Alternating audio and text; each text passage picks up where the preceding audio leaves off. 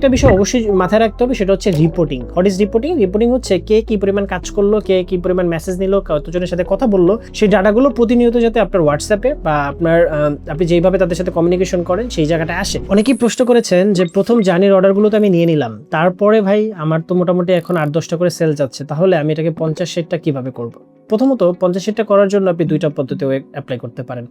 প্রথম পদ্ধতি যেটা, সেটা হচ্ছে গিয়ে আপনি ওই টিমটাকে বা কাস্টমার সার্ভিসটাকে একটু বড় করে করতে পারেন। আরেকটা পদ্ধতি যেটা, সেটা হচ্ছে আপনি চাইলে ওয়েবসাইট বা ল্যান্ডিং পেজের মাধ্যমে করতে পারেন। আমি ওয়েবসাইট বা ল্যান্ডিং পেজের ব্যাপারটা একটু পরে যাচ্ছি, আমি আসি হচ্ছে আগে আমরা এই টিমটাকে বড় করে বা মেসেজের মধ্যেই কিভাবে করা যায়, বা আপনার হোমমেড বা কাস্টমাইজ আইটেমগুলো কিভাবে আরো বাড়াবেন।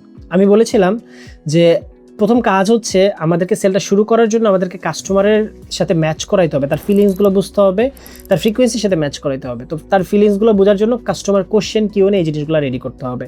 তো আপনারা এই জিনিসগুলো যদি রেডি করে থাকেন তাহলে তো ডান, আর না হলে রেডি করে নেবেন। রেডি করার পরে কাজ হচ্ছে এই জিনিসগুলো ভিডিওভাবে হোক বা আপনার টিম 1-2 জনকে হায়ার করতে হবে, হায়ার করে তাদেরকে এই জিনিসগুলো বুঝাই দিতে হবে, শিখাই দিতে হবে। তারা এমন কাউকে হায়ার করতে হবে যে আসলেই আপনার সাথে কাজ করতে ডেডিকেটেড এবং সেই জিনিসগুলোর সম্পর্কে হয়তো বা ইন্টারেস্ট আছে বা তার খুব বেশি প্রয়োজন।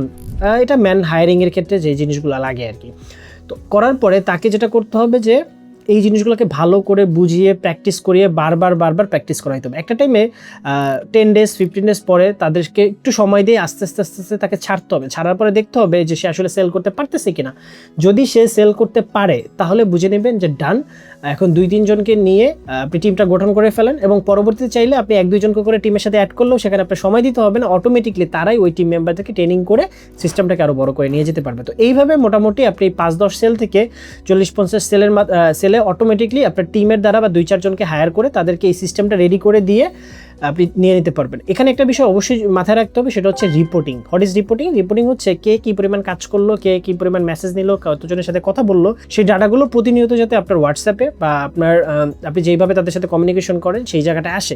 এবং চেষ্টা করবেন যদি মোটামুটি গুগল শিট বুঝে থাকেন, গুগল শিটের মধ্যে সেই জিনিসগুলোকে এন্ট্রি করে রাখার জন্য। যদি এই জিনিসগুলোকে এন্ট্রি করে রাখেন তাহলে মোটামুটি ভালো একটা সাপোর্ট বা ভালোভাবে সিস্টেমটা গ্রো করবে এবং আস্তে আস্তে আপনার এই সেলটাকে আপনি অনেক বড় দূরে নিয়ে যেতে পারবেন। আর সবচেয়ে মজার বিষয় হচ্ছে আমি যে কথাগুলো বললাম শুধুমাত্র এই কথাগুলো না, আপনি যখন কাজগুলো করবেন তখন আপনার মাথায় আরও অনেক আইডিয়া আসবে, আপনি কত সুন্দরভাবে জিনিসটা গুছাইতে পারেন। সো জাস্ট কালকে করবো, পরশু করবো, আজকে জেনে রাখলাম, এই চিন্তা না করে আজকে শুরু করে দেন, দেখবেন রেজাল্ট চলে আসছে ইনশাআল্লাহ।